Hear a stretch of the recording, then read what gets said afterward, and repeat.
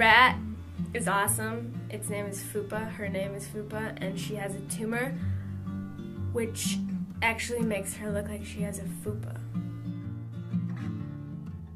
Which is kind of funny, but it's also very sad. It's kind of gross. Yeah, it's scary.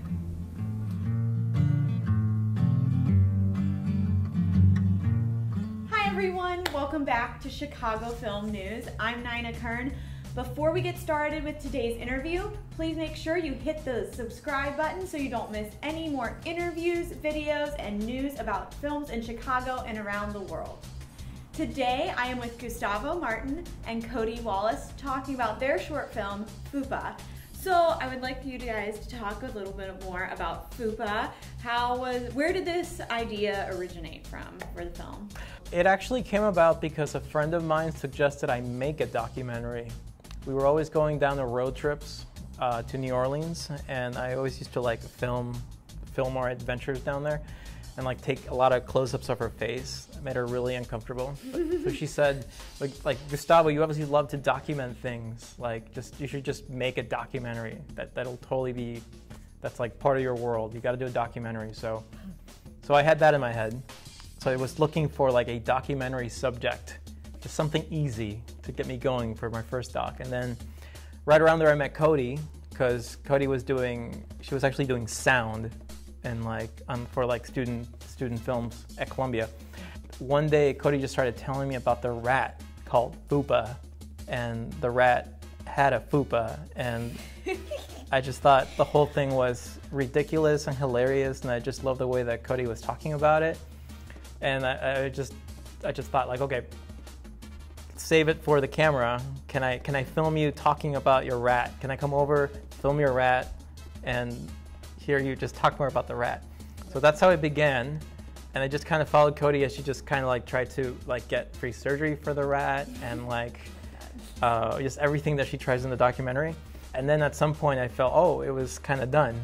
And then I thought, oh, who's gonna watch it? It's kind of a strange documentary because it's kind of comedic in tone, when most documentaries are like about like a serious subject, I guess. But I mean, for what it was, I loved it. So I finished it up, and and now it exists. So Cody, how did you feel when he was like, I want to come and make a documentary about your rat? How did you take that information? I was very welcoming to the idea, first of all, because Gustavo just seemed like a cool person, and I didn't know him. And then we became friends through this film, so that was really nice. But yeah, I was totally down. I was in film school. I was like, whatever. It didn't really faze me. I was like, yeah, we're just gonna hang out, and you're gonna have a camera, and this is my life. So in like the first interview that Cody's in, just off frame, there's like a recently finished plate of food because I like made her fried plantains. Yeah. Ooh.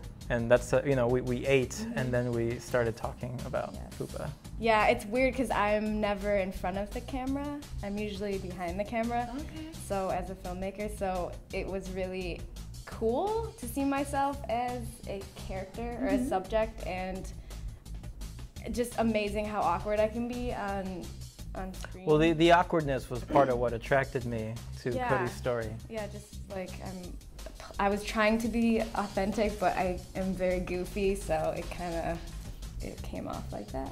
No, it was perfect. It was great. I really felt like when I was watching it, like I was hanging out with you. But yeah, we actually don't know what happened to FUPA. Dun dun dun. Well, FUPA was buried. But we don't know where, or we don't know when. You used to know where it was. I have no idea. We don't know where FUPA is. It could keep going. Oh, I thought there was like a little grave area in your backyard. No. Oh. I don't know where she is or who.